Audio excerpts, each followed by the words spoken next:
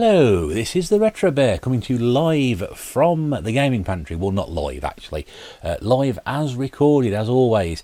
We are on the air, and thank you very much indeed for tuning in. It's a pleasure to have you viewing the channel once more and welcoming you into a festive sort of gaming pantry. Yes, you may have noticed I have some attire on my head. The hair's still there. There's one had like a bad hair day or an accident or something. No, it is a season to be jolly careful, and as we've been advised. So I've sort of gone with some personalised headwear. Take a look at that. They see that? Look, the Retro Bear on YouTube. Isn't that brilliant? It's great because it's also, it sort of sticks up like that as well. So I'm sort of doing my own personal tribute to Pikmin characters, I think. Is that correct? Most people don't know about these things more than myself anyway. I'll have it stuck over there, shall we? Over there, that way. That was where it was, wasn't it? Anyway, there we go. So getting into the spirit of Christmas, because that's where we are right now.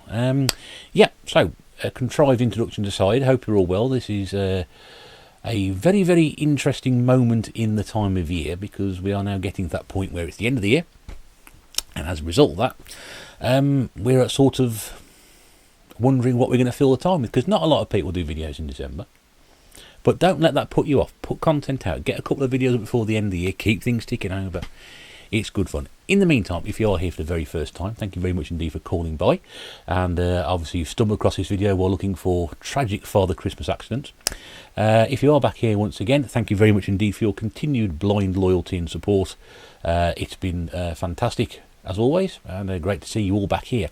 Now, I've mentioned this in a couple of previous videos, that this is sort of the last pickups of 2020, bar one. There's still one to come. Banged on about it for a few weeks now. It is coming. It'll be probably coming next week, if I remember to film it. So it'll be coming out before Christmas. Very busy time at the moment, so I'm sort of doing this, so trying to get a couple more Wii videos in before the end of the year, the Wii collection. We got TMB podcast Christmas special coming up as well.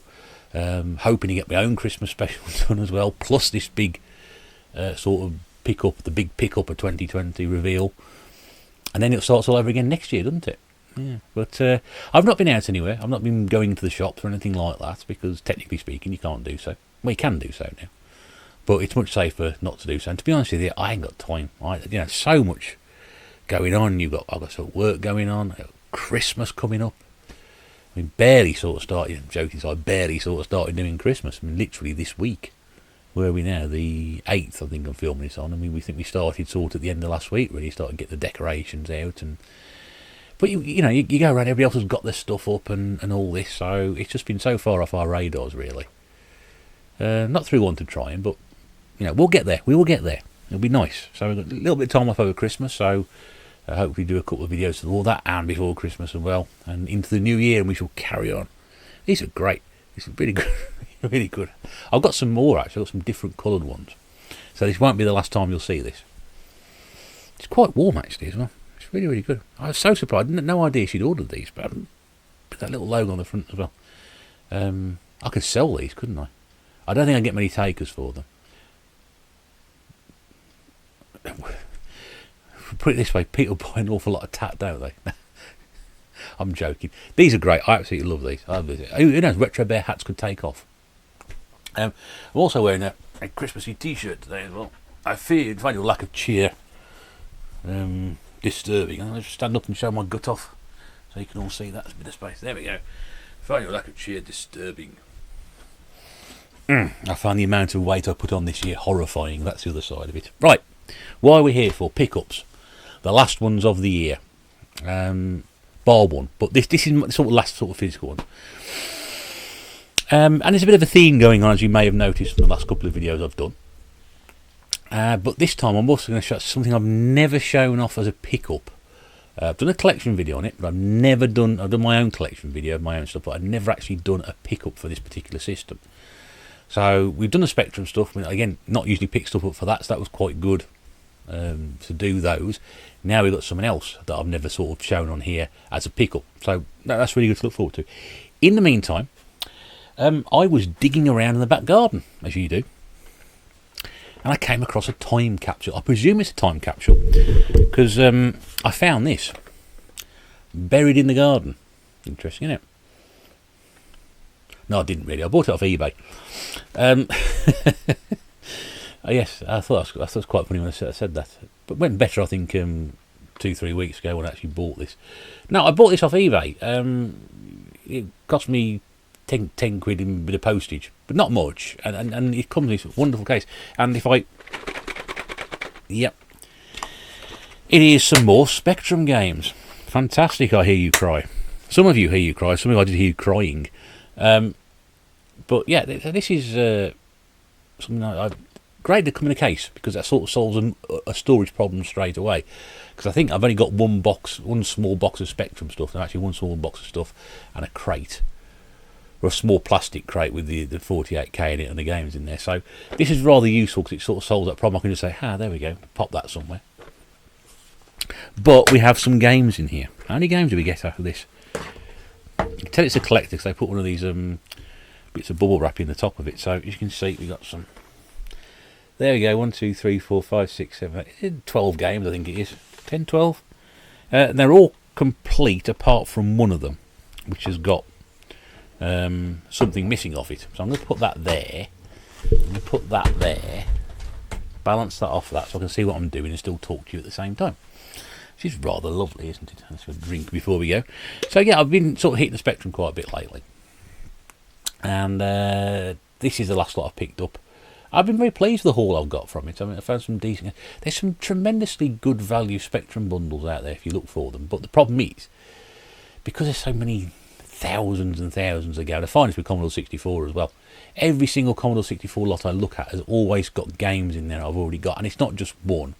There's 6 or 7. Because I've got quite a few 64 games.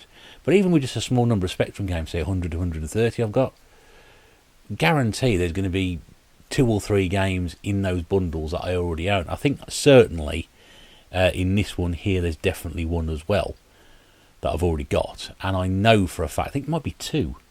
I'm just going to have a check on that. It might just be 2. No, I think it's just the one.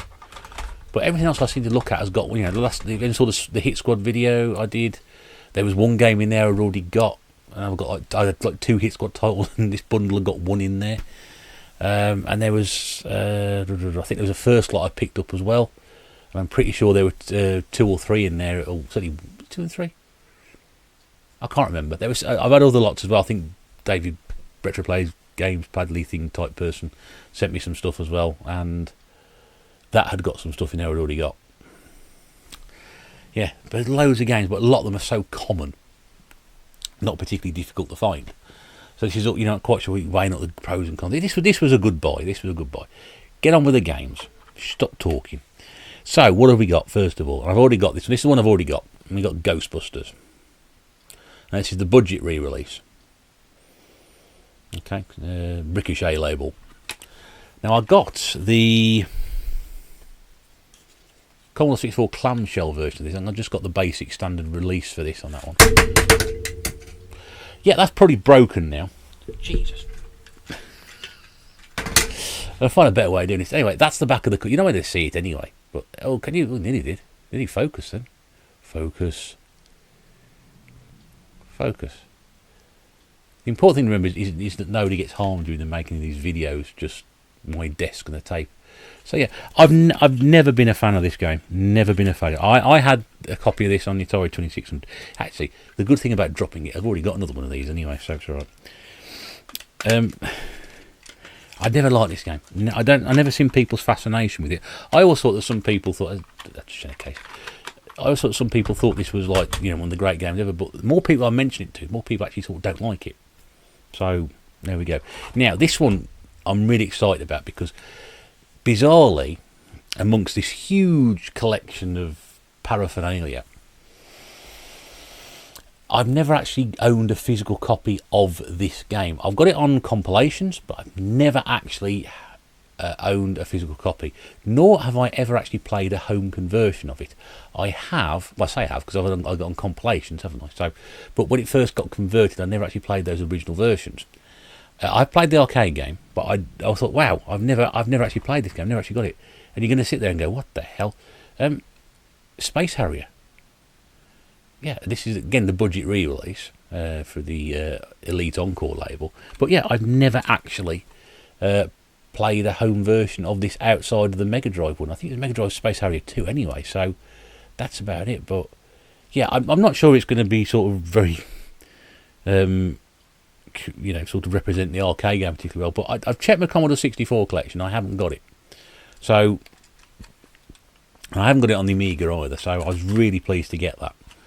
In fact, that's one of the games I thought when they get in this little bundle and pick that up. So there we go. Now this one hasn't actually got a cover with it. It's got for some reason it's got the back of it. Why has it got the back of it? I don't know. That's the back of it, so you can see that there. That's a bit of card that came with it. So very kindly can tell you about what the game is and also the instructions, which is great.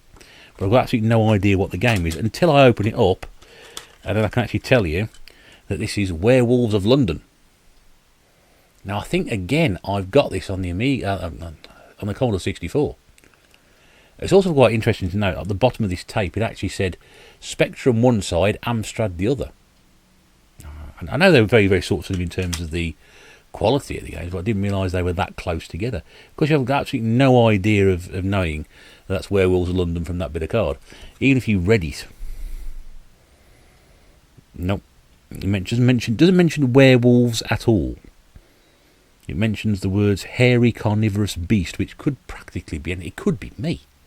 I mean, look at that. I mean, it could be me. It's not. But it doesn't actually mention the word werewolves, London. Does mention of, 3 letters in. But, yeah. I mean, yeah, I've heard of the game. I've heard of the song. Very, very famous song, Werewolves of London. I've never seen the film, American Werewolf in London. Not particularly interested, not my sort of thing anyway. So that was the only one without anything sort of identifying what it was. It was quite a mystery game, so I had actually no idea what it was when I bought it. Talk about checking the thing. Right, what have we got next? Now, this is a game called, a bit of a crack case, so I'll swap it out with my doubles. This is Jungle Warfare, which is from Virgin Mastertronic. Now, it does say down the very bottom there, it says the Magnum Light Phaser. The Magnum Light Phaser, and something in yellow. Why do they write it in black? Why do they use yellow? Can't even see that. Now my eyesight is terrible. Adrenaline sapping action. So it looks like an Operation Wolf type game. If you know me, know a bit of the old Operation Wolf. But yeah, just trying to get that far. So I'd say it's not very good in the old focus there, but just gives you an idea. Some of you may know what this game is, but in fact the case is just broken in my hands. My God. I tell you, having one of these weeks this week, which is really annoying. It's just anyway. Put that back together very, very quickly. There we go. So yeah, so Jungle Warfare. If you know anything about that, let me know, because I've never even heard of that one. All these others up until now I have done. Here's another one I haven't heard of. And this, I think Mrs. Bear's description this was, that doesn't look very good. She'd probably be right. I don't know. Another Mastertronic game. We have Fighting Warrior. This is the great thing. See, I've never even heard of this game before. These are the sort of things you've run up against on the 8-bit collections. Amstrad 64, Spectrum. The sort of stuff that games you've never even heard of before. There's so many thousands of them. And I must admit, it does look rubbish. $2.99 this would have cost you back in the day. I think I'd have been distinctly unimpressed by that. As fighting warrior, champion of all Egypt, you must use all your powers of combat and fighting expertise in this arcade quest to rescue the beautiful princess. Most games probably revolved around that premise anyway. I don't know. Never heard of it. Am I likely to play it? I don't know. Now, this is from Firebird, so I know Sean's going to be... Ears are pricked up immediately, his Firebird. Oh, there we go. Yeah, he's gone like that. He sat there at home, and now I've said the word Mastertronic, and he's sort of gone, what? Firebird, he's gone, what? Oh, dear. Much the other side went... Oh, I'd never get this camera reversal bollocks sorted out. Right, there we go. So what have we got? Now, this is actually quite a nice copy. It's a really nice copy, actually. And this is Eyeball, which I remember from being on the Commodore 64. I'm not sure if the Spectrum does exactly the same thing as the 64 one, where it goes eyeball at the start or something. Very, very similar. I think there's some speech in this game anyway. But yeah, I remember this because it used to be constantly in sort of like the charts computer game charts in the magazines. I don't think you can quite see that particularly well. There's a lot of glare off that, so let's try and do it. But yeah, it's got the old British Telecom logo up there as well, which Firebird were part of. Or British Telecom were part of Firebird. A Crash Smash as well. For £2 this is, and then for some reason they decided to staple all the holes through the middle of it, so I can't actually read what Crash actually said about it. Overall rating 90%, and that was April 1987. Wow. It's like 7 different languages on it. Pick it up for Rainbow Ripple. That's nice cream, isn't it? Raspberry Ripple. Oh, okay. Yeah, so Eyeball. Some of these games you may not even heard of before. So it's a good idea to get. I've got some more famous games coming up in a second. This one, again, exactly the same as Eyeball, was always in the magazines. Top-selling game on the system. More, I think, associated with the Spectrum rather than the Commodore 64 one, this one. And this is Ollie and Lissa. I've never been sure whether it's Lisa or Lissa or what. I don't know. It's one of them. And it's another Firebird game. So there we go. But yeah, always, I think there were 3 of these altogether. Maybe 3. Can I read the background? Can I... Today, human beings are only scared of invisible ghosts. That is it. That is all it gives you. Who translates this? My goodness me. That's all you get. You get 1, 2, 3, 4, 5. You get 7 different languages, and that's all it tells you about the game. Is today human beings are scared of, what I said previously, invisible ghosts. What? You would buy a game based on that? I really don't know. But it sold bucket loads. I don't know if it's any good or not. I think it sold loads. There we go. Right, a couple of arcade conversions for you now. Again, older viewers, or people in my generation, or both, will remember these.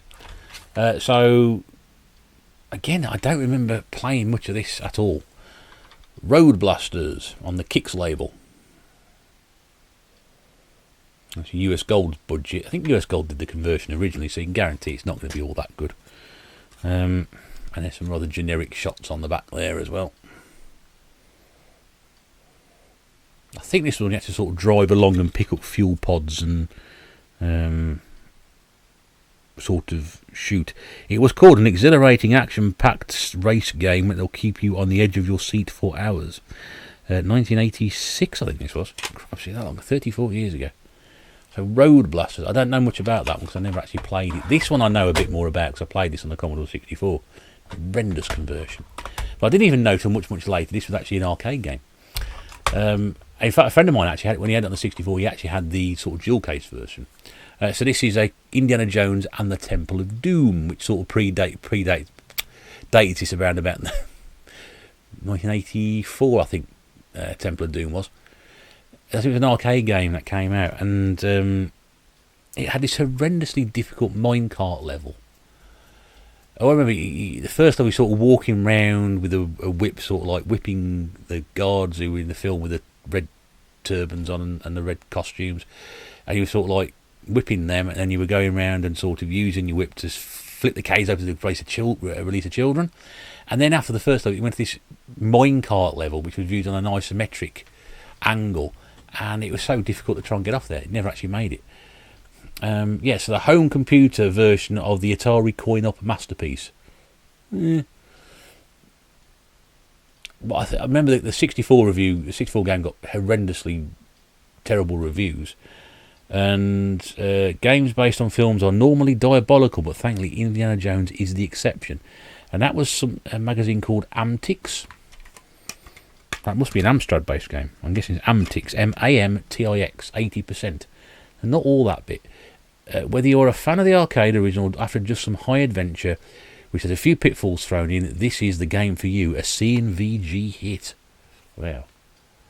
I thought it was terrible. I really did. I thought it was a shocking game.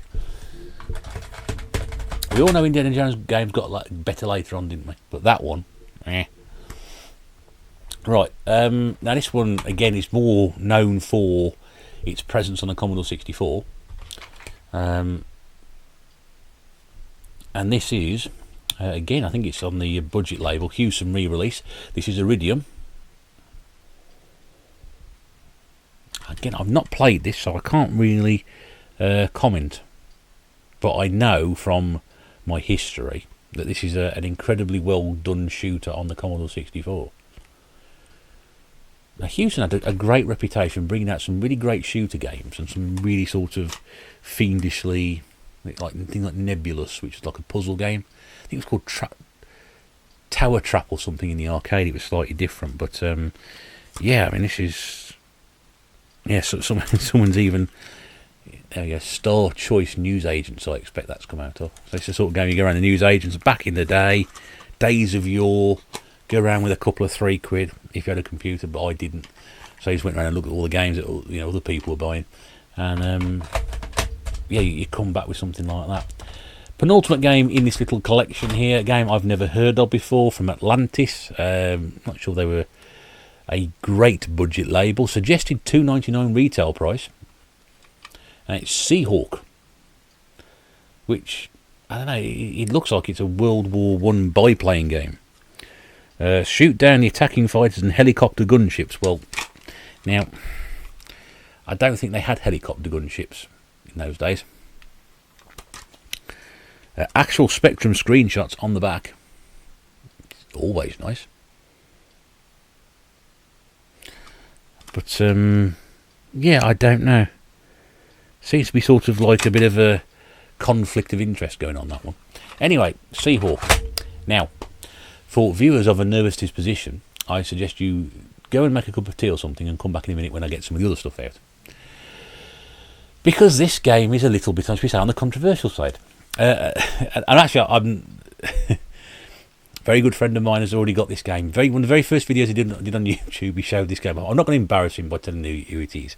And honestly, this game comes up in so many different bundles I've seen on eBay now. It is absolutely ridiculous. It's almost as if they throw this game in there, and because they want to try and sell it separately, because no one will buy it. So a very good friend of mine, when the first video on eBay, was doing his Spectrum collection, he actually spied a copy of this game. And I've now spied a copy. I actually spied this in this collection. I thought, I know what that is. So this is Super Trolley. Now, you'll notice the character on the front there. That is actually Jimmy Savile. And most of you will know what I'm talking about. Yeah, this was a game which was actually produced, made when somebody wrote into Jim Will Fix It and asked them to sort of like, I want to make a computer game. I don't remember it. That's probably, I don't remember it at all, that particular episode or anything like that. But I did remember at the time there was a game about it. Kim Justice did a great video on this last year, I think. Oh, you know, this year? I don't know. She did a video quite reasonably recently about this, and the whole sort of Jimmy Savile thing.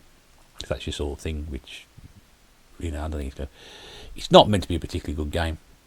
It's got obviously that stigma attached to it now. But it is quite common, you know, it's not something that's been hidden away. You know, people probably buy these things and burn them, I don't know. I just think it's an interesting curiosity to have in your collection, but that's about it, really. But that's it. But yeah, that was a tenner and postage, that was. So I don't know, that's too bad. And you know, it's quite hefty, that. You can give somebody a good glancing blow around the head. Possibly. Anyway. So that's that. So that's that one. No room in here. Bollocks. Oh, you can tell it's Christmas. You can tell I'm getting to the end of my tether at the end of the year, because all my usual good etiquette and good language goes out the window at the moment. Pure vodka. Lovely. No, it's lemon squash. Right, so what have I got now? Well, what have I got now? Oh, I've got a giant box. Yeah, I've got a big box now. Pardon? Yeah. I'm just trying to think the best way to do this. There are two ways of looking at this. I think this was, again, a great little bundle. I picked this up for, including postage, a smidge under £24, which I think is really, really good. There's also a bonus game in here as well, which is really, really good. We like bonuses. We had a Brucey bonus for years, haven't we? Don't find them in the Mac, you know, since I stopped going out to the shops, you don't find the little receipts and things tucked in games, or the little scratch cards, or the Nintendo Club points and things like that. No, we don't see those anymore. I I thought it was great because it came in this box, and obviously went through this with Mrs. Bear and sort of showed it off, and she said at the end of it, she goes, what did she say? She said, well, I'll show you what's on the side of the box, which, screen wash. And she said at the end of it, she goes, do you know what? She said, I think screen wash would have been more exciting. I don't know. What can you do, eh? What can you do? Some of you might agree with her. I actually think this is pretty... I think this is alright. Now, what am I talking about? I am talking about Amiga games. Yes. Amiga. I've shown my Amiga collection off 2 years ago. And I think it was the first... Was it the first proper collection video I did, or the second one? It's either the Commodore 64 was the first, or the Amiga was the first. Can't remember those two anyway. Go and have a look at the archives. It's there. It's a completely different style of doing things as well. This, however, is the first stuff I bought for the Amiga probably for about 10 years. So, and again, stumbled up completely by accident. Everything I bought from eBay recently, the two videos done before, and this one, completely found this stuff by accident. Yeah, some of it was probably not worth it, like the Game Boy Advance stuff. I think this is a fair pick up for the price. I'm paying, pay what I paid for it. I don't think this is bad at all. Some of you may look at some of these games and go, well, it's not really my sort of thing. That's fine. Some of it isn't my sort of thing either, but some of it is. So from that point of view, I'm raring to go. I don't think it's too bad. And some of it's actually in really good nick. I'm going to start off with probably what's the worst condition one of the lot. And please don't look at this and think this is just going to be all this. It's going to be the same sort of games all the way through, because it's not. This is from the creators of Chessmaster 2010. This is Cribbage King and Gin King, with a free cribbage board included and a deck of bicycle cards. Now, unfortunately, they aren't in here. But the box is a bit tatty, as you can see. It's a bit of sort of yellowed and decayed. I'm not overly bothered, although somebody has actually written down the rules on the inside, which is good. Because I'm not a card player. I'm not a card player. I played one game of poker, one Christmas, 1998, around a mate's house, and I took 25 quid off him. I hadn't a clue what I was doing. Yeah, that's it. I took 25 quid off him. It's Christmas Day, went round in the evening, 25 quid off him, and ate most of his food. Fantastic. Great days. So we got a disc. Now it actually does say disc 1, so I'm not sure whether there's a disc 2 or not. If there isn't a disc 2, I don't think I'm going to be too disappointed. Look at the size. We talk about this. Look at the size of that. That's the Cribbage King user manual. I've got one of these, which is quite fantastic. This is a business reply mail to the Software Toolworks Incorporated in Chatsworth, California. What else we got in here?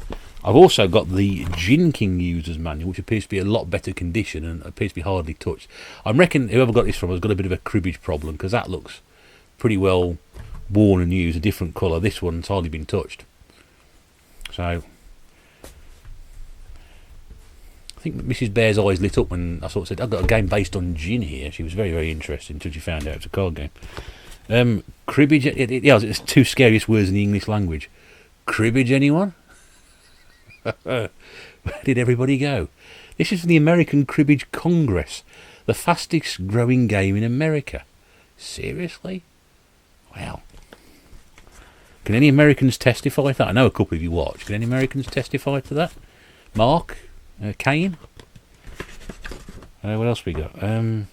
How to install Cribbage King on your Amiga computer, which I presume would just be pushing disk when prompted. And there's a trailer here for Now Play Chess with the Chessmaster 2000. So I've never been a big card game or a board. Board games are all right. I mean, chess is slightly different. Not really a board game, is it? Slightly different. But yeah, so you get a lot of stuff for that. Am I going to play it? No. I will say this though, I've sort of checked a lot of all these discs and they all look absolutely fantastic. Do you want to see the back of the box? You play gin like a master, and he played cribbage like a king. There we go. Yeah, I can almost hear people turning off at this point. No, it gets better, honestly. Let's get some action, shall we? Here's some fast-paced action. Now, this is the game which came out again. I think it was a follow-up on PlayStation 1. Did it come out on PlayStation 2? Possibly. May have come out on the Saturn. I think it was that one. So this is the follow-up to this. That's the follow-up to this game. This is the original game. And this is Thunderhawk. From Core Design. Love that box art. Look the size of this box. Great, isn't it? Let's see the back of the box. There we go. Game features. 16-bit graphics, folks. That's it. Shall we go inside the box? Yes, let's go inside the box. I swear these open much easier when I've got the game. Great. Give myself enough room to do this. Here we go. What have we got? Right, so inside here. Couple of discs, this one. Very importantly labelled disc 1 and 2. Superb, remember those, fair enough. And then this rather fantastic looking glossy manual as well. Manuals used to be that size in those days. There we go, just flicking through that. See, there we go. Lots of diagrams and things. You can't see that because of the glare. But anyway, that's fine. And that's it. Yeah, that's all you get in that one. So that giant box. 2 discs and a manual. But that's what we had back in the day. That's what we had years and years and years ago. What else we got? Now we've got some absolute monsters of games here. Games I used to see advertised all the time in magazines. Because being an Amiga owner back in end of 89, a lot of this stuff I recognised straight away, apart from Cribbage Kings. I've never seen that before. So we've got the weighty, half heavy, M1 tank platoon from Microprose, who were synonymous with these sort of like high-tech simulations. This game cost 29 quid. I mean, you know, you get a lot for your money for 29 quid, don't you? Can I get it out of there because it was a bit sticky? Let's open to show you the background. So M1 tank platoon, you can see there. Sort of quality graphics that used to get back there. 4 M1 Abraham tanks, 4 soldiers in each. That's 4 tanks, 16 men. Very good, isn't it? It teaches you as well. Teach you to add that up. And you control the whole shooting match. Always a danger that, you know, getting slipcase when you used to get slipcases. Slipcases aren't a new thing, folks. So, you know, they are of their time. Obviously, I think he's made a backup in here because there's a backup in there. Just the 1 disc for this, which is really surprising. I thought we would need like mammoth disc games, which would just come out with all this stuff. What have we got? Warranty registration card. Not filled in. But then who fills those warranty registration cards in? Not I. The world's thickest manual. Look at that. There's some bedtime reading there for somebody. And this is really fascinating as well. And it's in here in all one piece. And I'm hoping this is the right one. Oh, there's a technical supplement as well. Do you want to see the technical supplement? No. I'm going to show you anyway. Technical supplement, which goes with the 800-page manual. And there's this, which is, I think it's brilliant. This is a keyboard overlay. So you can see there in the middle, that's where your keys are. So basically you sort of punch that, it says punch out in the middle of it.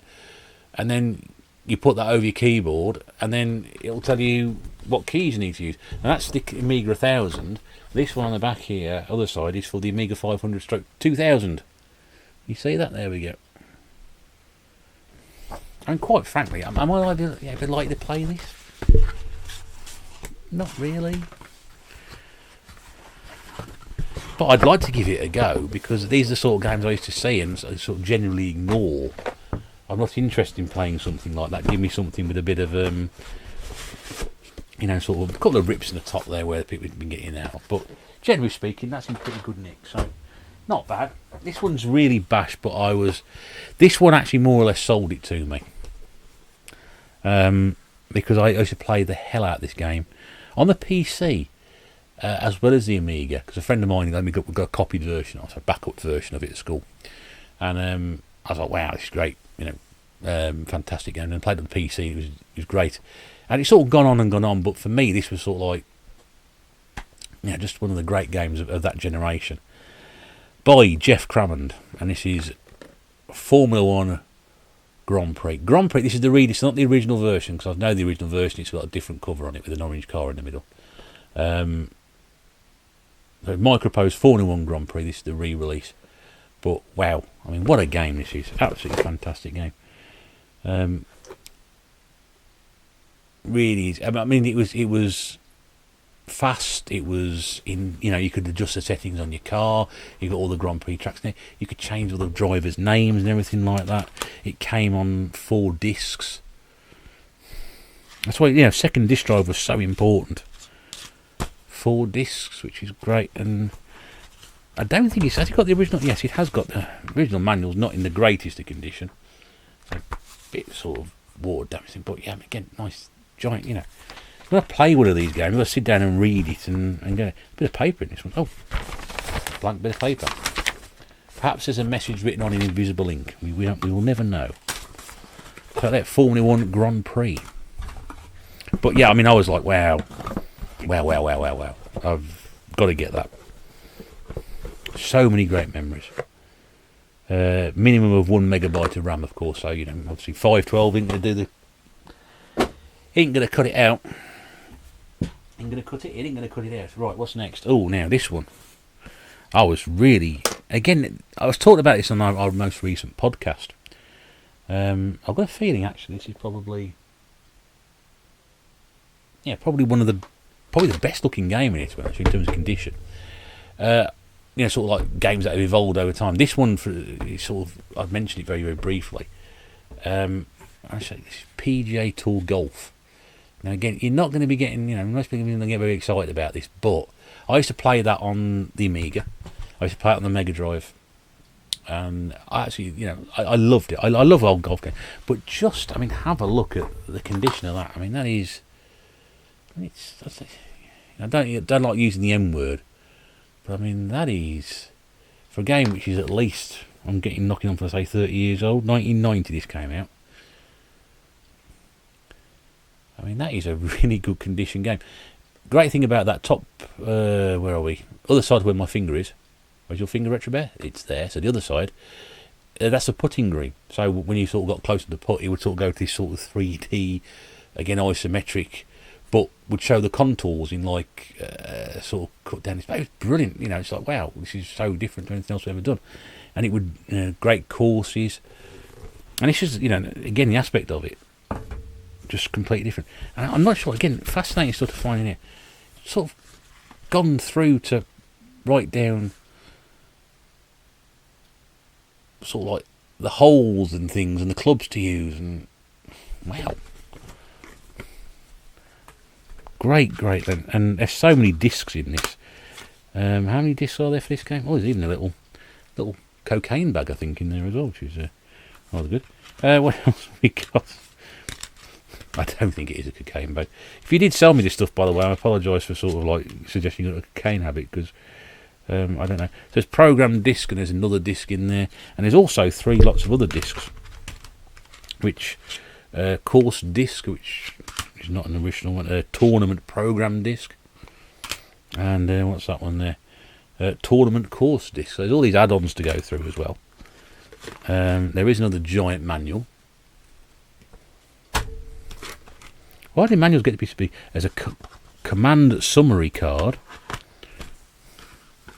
It says copying your discs on here. Amiga there, so got that one there. Yes, a command summary card, a quick reference card, although it's actually a document, and another one is registration things as well. And I've just found it. We didn't know it was there originally. We got another Brucey bonus here, folks. We got a receipt. Now, it came from somewhere called Computer Base, I think it was. Now, it's 26th of July 1993 at 20 minutes past 3, paying £29 for it. A lot of money. I used to pay that for games back then. People sitting there, yes you did, didn't you? Yes. No, I did. I used to pay that for games. There's loads of cocaine bags, about 4 cocaine bags in here.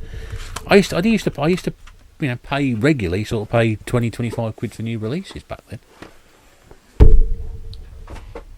Could I afford it back then? Probably. You didn't hear that. Right. Silent Service 2 for 34 quid. Also from this computer-based shop, so they must have been very well known. I wonder where they were. But this, again, is another weighty thing. So we've got fighter jets, we've got tanks, and now we've got submarines.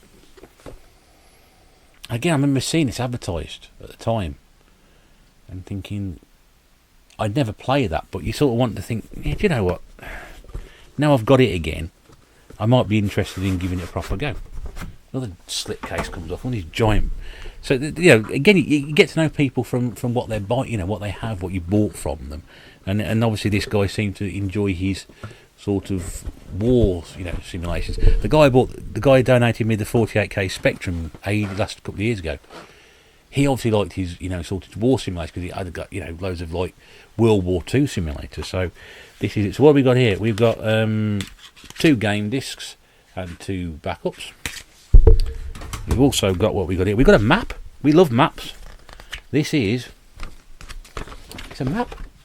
Silent Service 2 map. There we go. Yeah, very well looked after, this stuff. So I keep knocking the microphone stand. Sorry about that, if you're getting some rattling coming through. Another giant manual. I've got another technical supplement. If that wasn't enough, there's a technical supplement. And there's another one of these. Keep thinking, I'm not going to get that out because that is quite fragile.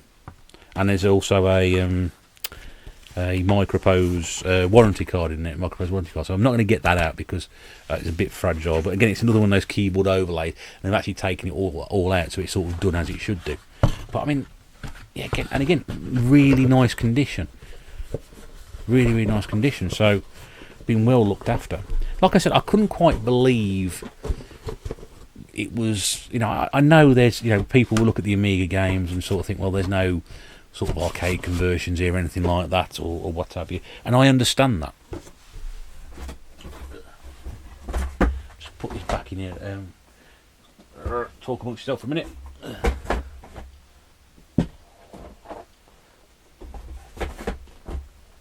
And I do understand that. God, yeah. I do understand what, you know, people look at. Well, there's nothing arcade again. Yeah, so what? But you know, this is slightly more interesting. And there's games, you know, I'd sort of look at and think, yeah, I'd like to play that. What we've got here, so we've got a budget game. Now, there weren't many budget games on Amiga to start with, but when they did come out, they were sort of quite plentiful. But when they first started, they were terrible. This, I think, had a pretty rubbish reputation. This is Super Ski Challenge. I would love to tell you that's Alberto Tomba on the front, because he looks like he's doing slalom. So I could be right, I don't know. The box is a bit fragile on this one, but again, not great on the back of that one. But yeah, there were lots of games like this when they first came out, and they were just like, you know, not very good and really, really terrible. This one's probably not in great condition. This is Scrabble. I've got so many versions of Scrabble. The reason I say it's not that condition because there's the plastic's peeling off the back there. Look, it's Scrabble. You know what Scrabble is? I've got this on the Spectrum. I'm pretty sure I've got it on the Commodore 64 as well, but that's it. So I'll just show you those two as that, because there's nothing really there to see. That one, yeah, it's a bit. If I got it out of the box, I might not get it back in there again. I don't want to be doing that. More golf for you. This is Microprose Golf. So obviously we understand this person was very much into their simulations and golf games. God, so many of those. Bring the challenge of the greens to your screen. Microprose Golf. Is that going to come out? Yes, it is. So we'll get rid of the slick cut.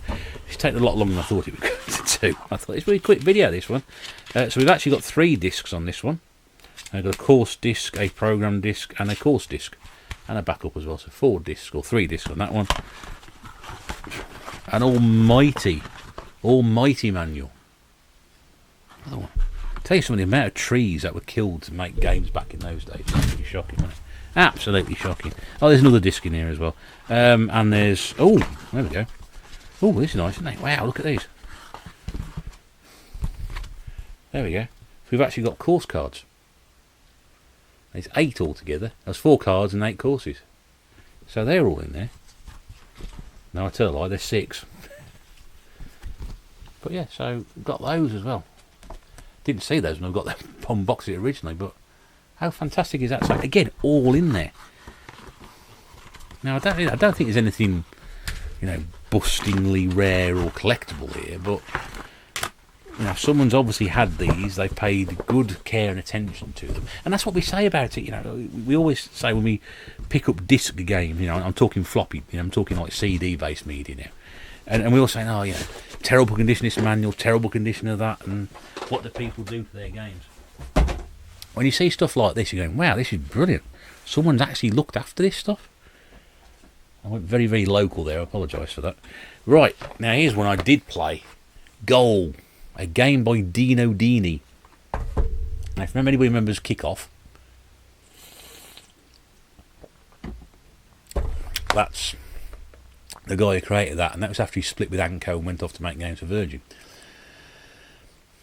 So it's a free football fanzine inside. There's also a game now includes knockout cup competition and a limited edition World Cup prize.